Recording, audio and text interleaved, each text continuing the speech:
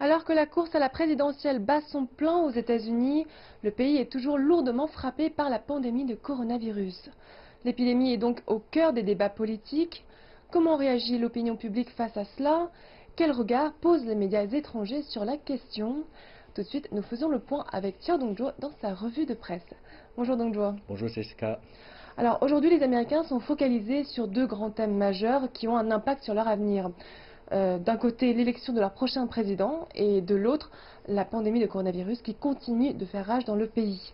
Comment est-ce que ces deux questions majeures interfèrent-elles l'une avec l'autre et comment le public y réagit-il?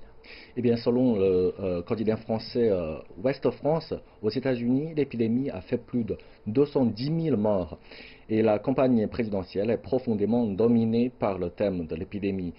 Cependant, le peuple américain perd progressivement confiance dans la gestion par le président Trump de cette crise sanitaire.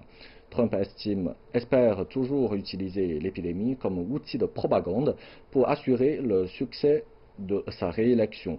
Sa politique d'exiger des États qu'ils doivent relancer l'économie est en train de déchirer les États-Unis.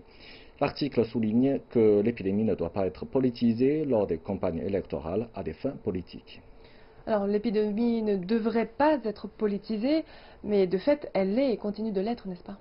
Et oui, selon le Figaro, à la veille de l'élection présidentielle américaine, un documentaire sur Internet a exposé la négligence du gouvernement américain en matière de prévention et de contrôle en raison de l'épidémie politisée.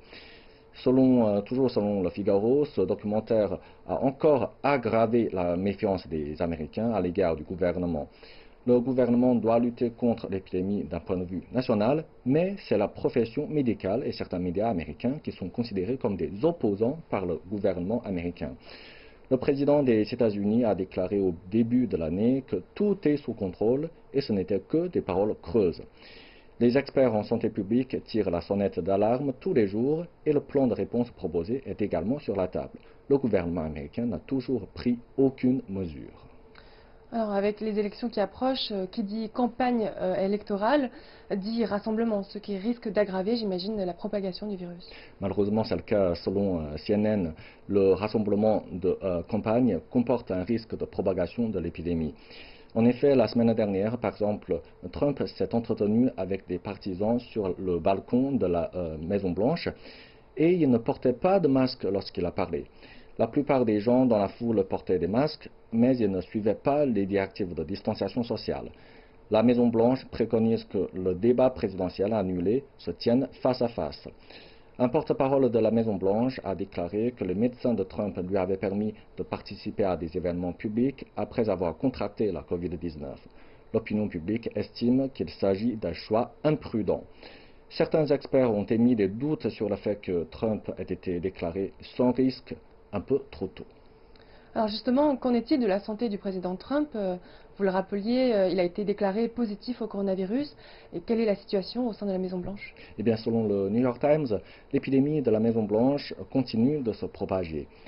La Maison-Blanche a refusé de dire quand le président Trump avait été testé pour la dernière fois négatif. À l'heure actuelle, l'épidémie de la Maison-Blanche a provoqué l'infection de dizaines de personnes et de plus en plus de preuves montrent que le gouvernement américain a pris peu de mesures pour prévenir ou contenir la propagation de l'épidémie.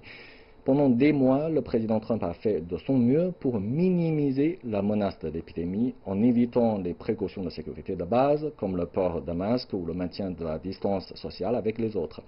De toute évidence, le jugement sur la gestion de l'épidémie par Trump reste l'un des principaux obstacles à sa réélection. Merci Dojo pour votre analyse.